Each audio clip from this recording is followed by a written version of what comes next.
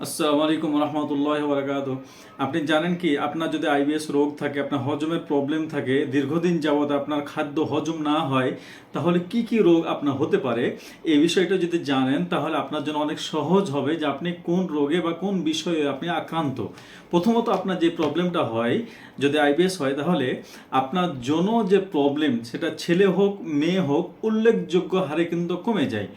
দ্বিতীয়ত যে প্রবলেমটা আমরা ফেস করি সেটা হচ্ছে আপনার পেটে, আপনার এখন হোক, আগামীকাল হোক, পরবর্তী হোক, আপনার পেটে ইনফেকশন এটা কিন্তু দেখা দিতে পারে, এ ভবিষ্যৎ রোগ কিন্তু হতে পারে এগুলো। তৃতীয়ত যে রোগটা আপনার হতে পারে সেটা হচ্ছে আপনার যে পরিমাণ ওজন থাকার দরকার, যে পরিমাণ আপনার হেলথ থাকার দরকার, সেই সে পরিমাণ না থেকে ওয়েটটা কিন্তু আপনার অনেকটা কিন্তু কমে যাবে। চতুর্থত যে প্রবলেমটা আপনার ফেস করতে পারেন সেটা হচ্ছে আপনার আমসা বা রক্ত আমসা বা বিজল যাওয়া, এই প্রবলেমটা নিত্য সঙ্গী আপনার কিন্তু হয়ে যেতে পারে।